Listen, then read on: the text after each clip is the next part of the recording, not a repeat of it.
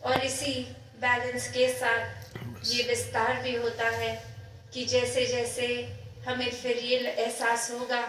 कि परमात्मा को और ज़्यादा अगर हमें पता है अपने अंतर्यामी हम खुद हैं कि वाकई में हमारा ध्यान हमारा दिल कर रहे हैं, पर ये जीवन नहीं बदल पा रहे। एक जो आप बात करते हैं मध्य मार्ग की कि ये बैलेंस्ड लाइफ वो हो नहीं पा रहा, क्योंकि जब हर दिन के किसी भी कार्य को करते हैं तो ध्यान उसमें चला जाता है, तो ये परमात्मा की सोच ही नहीं आती इस दिल को, इस दिमाग को। और जब परमात्मा के प्रति एक ध्यान लगा लेते हैं तो इस संसार की चीज़ों से ही अपना एक नाता तोड़ने का दिल करता है। फिर दिल करता है कि बस एकांत में ही रहें, कोई हमसे बात ना करे, हम किसी से बात ना कहें, एक अपने सारे कर्तव्यों को भी भूल जाएं, बस यही करते रहें। तो आप तो समझाते हैं कि कैसे ये बैलेंस रखना है कि दुनिया में जीना भी है, समाज परिवार की सेवा भी करनी है और हर पल में परमात्मा को भी याद रखना है और ये उपलब्धियों को भी प्राप्त करना है, मेहनत करनी है। और अब इस उपलब्धियों से इतनी सारी चीज़ें घर में खरीद के रखनी है तो नज़र जहाँ जाती है एक नई डिस्ट्रैक्शन बन जाती है। तो ये अब एक में होना है, ये बैलेंस बनाना है, ये तो सीख लिया, पर इस पे अब एक प्रैक्टिकली जिया नहीं जा रहा। और वहीं वो समझाते हैं गुरु कि आपके घर के आसपास आपसे सबसे नज़दीक क्या दुकान है, कौन सी दुकान है। तो वो सब बताते हैं कि एक सब्ज़ी वाले हैं, वो बस बहुत अलग अलग सब्जियां रखते हैं और अपने तराजू में वो जो भी ग्राहक आता है बताता है कितने किलो को कितनी सब्जी चाहिए, उसको तोल कर दे देते हैं। और फिर वो गुरु कहते हैं ठीक है, अब जाइए उनको ध्यान से ऑब्ज़र्व कीजिए, ये कण कण में शिक्षा है, तो यहाँ से भी आपको शिक्षा मिलेगी, आप उनके पास जाइए। और अब वो इंसान अपने पड़ोस की ही दुकान पे पूरा दिन बैठता है, देखता है कि हो तो वही रहा है जो मुझे पहले से ही पता था कि ग्राहक आया अपना सामान ले गया और ये दुकानदार ऐसे ही तोल कर दे रहा है। और जब वो दुकान का समय हो गया और वो रात्रि घर आने का उस दुकानदार का, वहाँ पे रुक के वो एक बात पूछने की कोशिश कि मेरे गुरु ने कहा है ये शिक्षा मुझे आपसे मिलेगी कि मैं कैसे बैलेंस लाइफस्टाइल में रहूं, तो ये आपकी क्रिया, इससे आप कैसे कर रहे हैं इसके बारे में कुछ रोशनी डालें, ये देखने में तो बहुत सिंपल काम है। तो वो इंसान समझाता है, वो दुकानदार समझाता है अब कि ये कार्य तो बस यही है कि जितने किलो का एक वज़न मैंने एक तराजू में डाला, उतने किलो की ही वो सब्ज़ी उसी दूसरे तराजू की दूसरी ओर ही रख दी, तो उससे ये बैलेंस बन जाता है, तो पता चल जाता है। और इसी से मुझे पता है कि अगर मैं 2 किलो सब्ज़ी बेच रहा हूँ तो वो अंदाज़े से नहीं है, तो मैं किसी ग्राहक को एक चीट करके उससे 4 किलो सब्ज़ी का पैसा नहीं ले पाता। वो एक बहुत ही संतुलन बना रहता है, बहुत ट्रांसपेरेंट काम होता है, ग्राहक भी देखता है ये एक ईमानदारी से ही पैसे कमा रहा हूँ। और अब ये बात और जो हो सकता है उस इंसान को सबकॉन्शियसली तो पता भी थी, पर ये गुरु ने भेजा था तो इतनी बारीकियों से अब समझ आया। और फिर वहीं उपस्थित होके वो अपनी बात यही रखते हैं कि अब ये प्रैक्टिकल लाइफ में ये तो देख लिया कि कैसे एक वो गुण भी अंदर आ गया कि ये धोखाधड़ी ये नहीं करनी है, और साथ ही ये बैलेंस की भी वो बात दुकानदार कर गया। तो यहाँ ये तो पता चल गया कि ये बैलेंस तो ज़रूरी है, और अब बस ये इम्प्लीमेंट कैसे करूँ, तो आगे से वो गुरु यही समझाते हैं कि कैसे वो दुकानदार चाहे एक क्रिया रूप में पूरे दिन में एक कुछ भी कैसे भी ग्राहक आ रहे होंगे, कोई बहुत ही जल्दी में होंगे, कोई तो ऐसे भी होंगे कि इतने धीरे धीरे एक बात कर रहे हैं, सोच रहे हैं सब्जी क्या लें, और उनके पीछे और क्यू लग रही होगी, एक लाइन लग रही होगी ग्राहकों की, और इससे देखकर कि इतनी देर लग रही है, कुछ ग्राहक वो लाइन छोड़ के किसी और सब्जी वाले पे भी जा रहे होंगे कि हमें जल्दी चाहिए, और ये दुकानदार तो इतनी देर लगा रहा है। और किस तरह से कोई बहुत ही खुशी के अवसर के लिए बहुत सारी सब्जियां लेके जाएगा, और कोई तो आकर कुछ पत्ते ही लेके चला जाएगा, कोई बहुत ही जल्दी में आएगा, एक हपचड़ी भी मचाएगा, और कोई बहुत ही एक सहज भाव में आके आराम आराम से कर लेगा। तो वो दुकानदार ये सब देख रहा है, कितने रंग देख रहा है ग्राहकों के भी,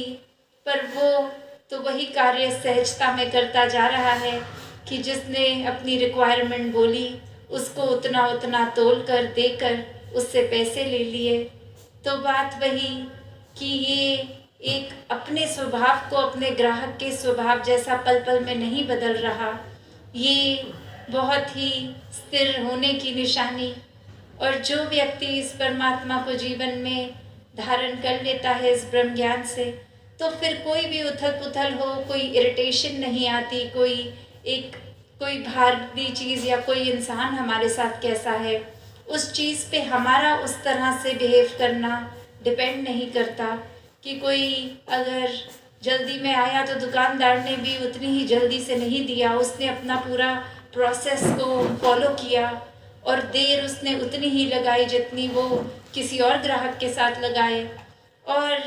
वही बात संसार में रहने के लिए भी कि कैसे एक दुनिया में हम अगर आए हैं तो फिर एक ये जहाँ संसार भी है, और ये बचपन से एक स्कूल में भी बच्चे को क्यों डालते हैं, ताकि शिक्षा ले, कुछ सपने बनाए और सपनों को फिर साकार करे, एक अपने पैशन को फॉलो करे, और फिर ये पैशन फॉलो करते करते धन दौलत भी कमाए, और ये फिर उस तरह से कामकाजी होके अपने लिए आरामदायक चीज़ें खरीदें जिससे जीवन थोड़ा सा एक इजी हो जाए। तो ऐसा करना जहाँ जीवन में मुबारक है, बस बात वही आ जाती है कि सिर्फ ध्यान यही करने में है, या ये करते करते पैरेलली हर पल में उतनी प्राथमिकता अपनी स्पिरिचुअल ग्रोथ को भी दे रहे हैं। और यही वो बैलेंस है, ये अपनी मायावी जीवन और ये आध्यात्मिक जीवन का, जहाँ पे वही बात आती है जो अभी मॉडल भी कुछ दिनों पहले इधर प्रदर्शनी में भी देखा कि ये ज्ञान और कर्म रूपी पंख, ये एक पंख अगर हो कि सिर्फ एक कार्य तो कर रहे हैं, एक हम किसी वजह से प्रभु परमात्मा का नाम तो ले रहे हैं, पर परमात्मा वाकई है क्या, ये परमात्मा की प्राप्ति तो नहीं कर रहे हैं। और वहीं दूसरी ओर ये ब्रह्म ज्ञान रूप की पंख की एक चिड़िया का एक पंख जो कर्म, और दूसरी चिड़िया का ज्ञान रूपी कर्म, और अब ये ब्रह्म ज्ञान ले भी लिया है जीवन में, पर उसको जीवन में इम्प्लीमेंट प्रैक्टिकली नहीं किया जा रहा। अपने जीवन में सारे अवगुण अभी भी वहीं के वहीं रखे हैं, एक अपनी वाणी को कठोर का कठोर ही रहने दे रहे हैं, ये किसी से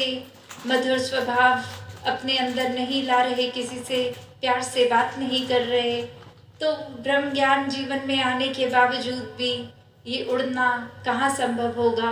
वो फिर बात वही कि ऐसा पक्षी जिसके दो पंख हैं, एक ज्ञान का एक कर्म का, वो ही उड़ान भरेगा, क्योंकि ये कर्म भी हैं, ये जीवन में इम्प्लीमेंटेशन भी है, और ये ब्रह्म ज्ञान की विद्या, ये सबसे ऊंची दात, ये भी ये झोली आई है। तो यहाँ एक ये जो बैलेंस का उदाहरण इस कहानी में भी, तो कैसे एक सुनने में तो लगता है कि एक शायद बैलेंस अचीव करना जीवन में पॉसिबल नहीं है, क्योंकि हमारा जहाँ मन ये चंचल है, एक तरफ अगर लग जाएगा, एक अगर हमने चीज़ दिमाग में बांध ली तो बस उसी ट्रैक पे उसी को ही सोचता जाएगा और एक चीज़ की इतनी एक्सट्रीम कर देगा, एक अपनी पॉइंट ऑफ व्यू को भी इतना एक्सट्रीम हम मान लेंगे कि हमारे जैसा अच्छा कोई सोच ही नहीं सकता, एक हमारे जैसा अच्छा तो कुछ भी कोई नहीं कर सकता, कोई है ही नहीं इतना अच्छा। कहाँ हम फिर वो बैलेंस दूर दूर तक करते ही नहीं। और ये तो पता ही है, जब एक चीज़ की ही अति होती जाएगी तो फिर दूसरा एक बैलेंसिंग फैक्टर है ही नहीं। तो वो एक हाइट जहाँ तक कोई अगर ऊंचा जाता है, अगर कितनी भी पहाड़ की ऊंची चोटी पे चले जाएं, तो एक वो लास्ट फाइनल पॉइंट होगा, वो टिप होगी, उसके ऊपर तो और वो पहाड़ है ही नहीं। तो फिर अब बस एक नीचे की ओर ही जाना बाकी रह जाएगा। तो बात वही कि ये सेवा, सुमिरन, सत्संग, इस परमात्मा से जोड़कर ये बैलेंस बना कर रखने की बात। और वहीं ये भी एक समझाया गया, आज चाहे सुबह वो सेवा दल रैली के रूप की एक स्किट द्वारा ही एग्जाम्पल उन्होंने सेवा का ही लिया कि कैसे हम अगर सिर्फ सेवा की ही एक्सट्रीम करते जा रहे हैं कि एक सत्संग को प्रायोरिटी नहीं, एक बस ये सोच रहे हैं कि आज हमारी ड्यूटी है तो हम पहुंच जाएंगे सेवा पे, क्योंकि वो एक हमें काम दिया गया है तो वो कार्य निभाना है। और मन की खुराक के लिए ये सत्संग को भी प्रायोरिटी नहीं, तो वो सेवा भी बस कार्य ही बन जाएगी, क्योंकि वो भाव तो सत्संग से मिलते हैं। और ये मन में भी अगर सिमरन का घाटा है तो ये सेवा और सत्संग भी फिर वो एक हमारी ग्रोथ के लिए इनकम्प्लीट है। तो यहाँ ये तीन चीज़ों का बैलेंस है। उस तराजू में वो पंखों में तो चलो दो पंख की बात थी, यहाँ एक ये निराकार को हर समय रखकर ये सेवा, सुमिरन, सत्संग को ही इक्वली इम्पोर्टेंट बना के रखना, ऐसा बैलेंस करना। और जो ये कर लेते हैं उनके लिए फिर ये जीवन भी बहुत सहज हो जाता है, फिर कुछ एक्स्ट्रा एफर्ट नहीं लगता। हर दिन चाहे आज लगे कि सुबह से निकले इतने थके और आज तो घर पे कोई गेस्ट भी आने हैं, उनको भी एक अटेंड करना है, और फिर हमें किसी के घर डिनर पे उनके गेस्ट बन के आना है, तो फिर ये पूरी दिन की एक्टिविटी इतनी ज़्यादा, तो इसमें थोड़ा सा मैनेज करना, एक भागा दौड़ी लगानी, ये कैसे समय पे सब कुछ होगा, ऑर्गेनाइज करना, ऐसे ऐसे थॉट्स भी इतने सहज हो जाते हैं कि जब कोई आया घर पे उसको गेस्ट ही ना माने, परिवार का ही हिस्सा माने और वो प्यार का भाव हो जाएगा, तो कुछ वो शो ऑफ करने की बात तो रही ही नहीं कि इनके आगे कुछ फ्लॉन्ट करना है। उनको वैसे ही प्यार से बिठा के खाना परोसना है और उसी प्यार से वो खाना भी बनाया जाएगा कि ये किसी को इम्प्रेस करने के लिए नहीं है, बस ये जो आ रहे हैं उनसे इतना प्यार है क्योंकि वो प्रभु के ही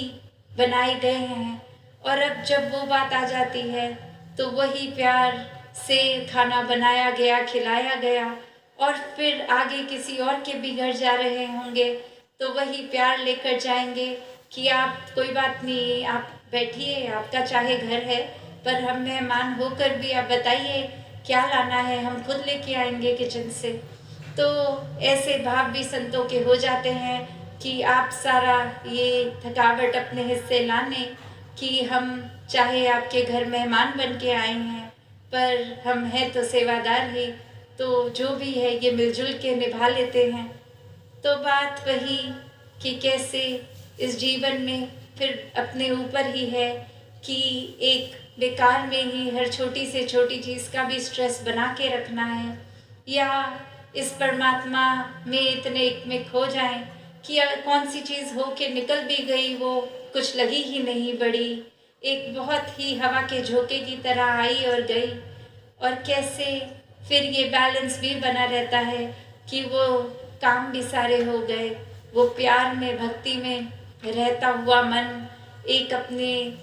दोस्तों के साथ दोस्ती, समाज के प्रति भी जो कर्तव्य रहे, तो कैसे वो भी बहुत बखूबी निभा लिए गए और कुछ एक्स्ट्रा खुद को भी नहीं लगा। एक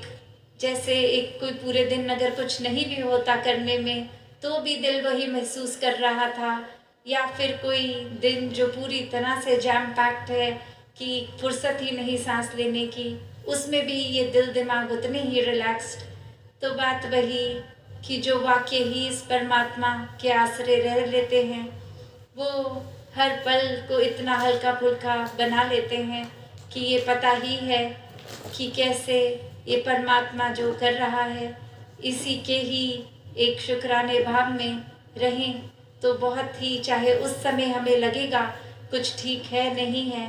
पर ये है, चाहे हमारी नज़र नहीं देख पा रही पर ये ठीक ही है। तो वो कोई हिसाब किताब, हमारे आंकड़े लगाने का तो काम नहीं, ये बस परमात्मा की एग्जिस्टेंस देखकर विश्वास की बात है। और जो वाक्य ही हर पल का एक अपनी कन्वीनियंस से कि कुछ जीवन में अच्छा हुआ है तो विश्वास करेंगे, और नहीं है तो विश्वास नहीं करेंगे। जब ऐसी कन्वीनियंस से ही परमात्मा को जीवन में जगह दी तो फिर तो कोई लाभ नहीं है। फिर तो वो कोई भी और चीज़ के साथ संसारिक कर सकते हैं, और परमात्मा को प्राप्त करके भी जब एक सब कुछ प्राप्त कर लिया तो भी नज़र इतना छोटा, तंगदिली बना ली, नज़रिया इतना छोटा, तो फिर इतनी बड़ी दात का भी क्या ही फ़ायदा रहा। तो बात वही कि ये जो बैलेंस की बात है, और इसी बैलेंस के साथ ये विस्तार भी होता है कि जैसे जैसे हमें फिर ये एहसास होगा कि परमात्मा को और ज़्यादा अगर हमें पता है अपने अंतर्यामी हम खुद हैं कि वाकई में हमारा ध्यान, हमारा दिल पूरा दिन ज़्यादातर क्या करता है, तो खुद को ही देखकर अपने अंदर वो चेंजेस लाने कि और ज़्यादा कैसे स्पिरिचुअली इंक्लाइन हो सकें, वो उस तरफ अपना विस्तार करें। और कैसे हम अगर कोई कमी कर रहे हैं कि किस तरह एक संसार के लिए कुछ ऐसा अच्छा नहीं कर पा रहे, अपने लिए कुछ ऐसा अच्छा नहीं कर पा रहे, तो वहाँ पे भी एक विस्तार किया जाए, क्योंकि ये श्वास तो उतने ही हैं और उसी में ये एक मटेरियलिस्टिक और स्पिरिचुअल लाइफ को बैलेंस करना है, तो उसी में ही सब कुछ करना है। तो जिन्होंने ये बखूबी कर लिया वो तो अपना जीवन बहुत अच्छे से निभा गए, वरना तो ये कैपेसिटी, ये कैपेबिलिटी इस परमात्मा ने हर एक में दी है। वो हमारा ही कहीं आलस है, चुनाव है, या फिर एक हमारा माइंडसेट को जो हम इतना नारो कर देते हैं, या अपने अहंकार में ही चूर रहते हैं कि कोई भी चीज़ करने की काबिलियत होने के बावजूद नहीं करते, या फिर इस परमात्मा का आसरा ही नहीं लेते। एक माइंडसेट हमने ऐसा बना लिया होता है। तो दातार जहाँ हर किसी को अपने दर्शन इस ब्रह्म ज्ञान द्वारा कराता है, तो अगर हमने ही यहाँ जैसे अभी प्रवचनों में भी सुना कि अगर आँख हमारी बंद है तो हम वो देख ही नहीं पाएंगे जो है। तो बात वही कि ये जीते जी अपने जीवन को भक्तों ने जहाँ खुद भी संवारा है वहाँ हर एक को संवारने की प्रेरणा दी है, और वो किस तरह संवारा जाए वो भी बताया है कि सिर्फ एक ही तरीका है, परमात्मा से जुड़कर, उसको हर समय देखकर, एक जीवन में सच को स्थापित करके ही ये एक मार्ग, वाकई ही एक सच्चाई का मार्ग जो है इस पे चल पाएंगे, हर एक के बन जाएंगे, हर एक को अपना बना लेंगे। साथ संगत जी, धन्यवाद जी। मेरे को एक चीज करनी है थी, जो क्वेश्चन था ना कि ऐसे कर लेते हैं, ऐसे कर लेते हैं, और ये हम